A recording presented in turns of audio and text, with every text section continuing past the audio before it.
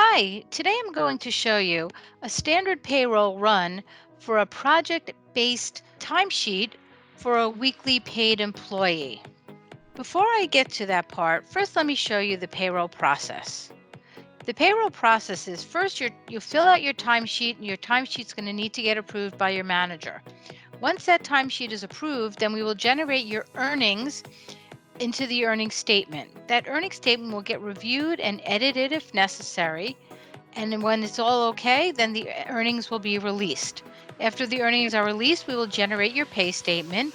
That will get reviewed, and if it is correct, a payment will be issued. If not, we will edit it and regenerate that pay statement. Once your payment is issued, then that payment will get posted. We will generate any vendor invoices that are needed, and then we will close the pay period. With CEM Advanced Payroll, you will get end-to-end payroll processing for the D365 F&O software. You can pull time from project timesheets or other time and attendance solutions into payroll, along with automatic overtime calculations, automated gross-up calculations, and detailed payroll postings, including workers' compensation, projects, and grants. Compensation changes, prerequisite approvals, and sign-offs can be done in bulk. Off-cycle payroll and bonus uploads can be uploaded using a wizard.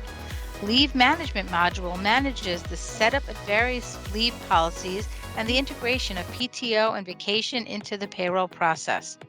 Time and attendance, including clock in and clock out information, can be imported into the payroll process.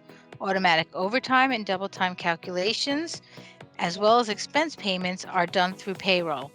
Detailed payroll costs can be posted using CEM Payroll. So let's go back to the system and start at the beginning. So the first place we're going to go to is our timesheets. And we're going to go to our timesheet for our project-based employee. And this project-based employee, it'll show you on this timesheet his name, the timesheet period, which is the work week, and whether the status of the timesheet. This timesheet has been approved. It'll show you the summary to date. Now, since this is a project-based timesheet, it's going to show us the projects that our employee has worked on. This employee has worked on 2 different projects for 2 different companies this week, and project ID 57 and project ID 58. And his time has been entered accordingly into the project-based timesheet. Once this timesheet is approved, like this one is, then we will go over and into the earning statements, and we will show you how the earning statement is generated for that employee.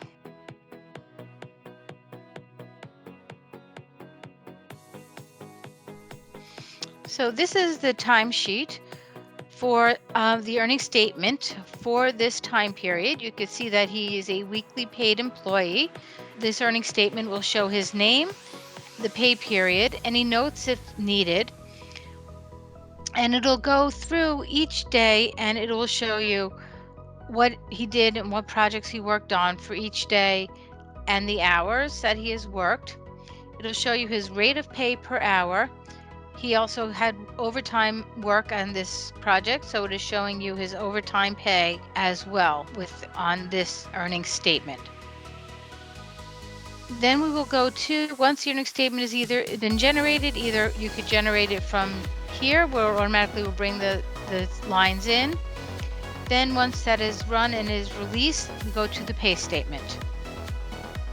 And the pay statement will also show you his date of pay, again, the pay cycle, which is weekly, the pay statement number, his employee or personnel number, how he was paid by check, the pay period, the batch number, and whether this was a primary run, an additional run, a bonus run, whatever run you would need. It'll then break your pay statement down into overtime and regular pay, and it'll show you the amounts that you get paid over here.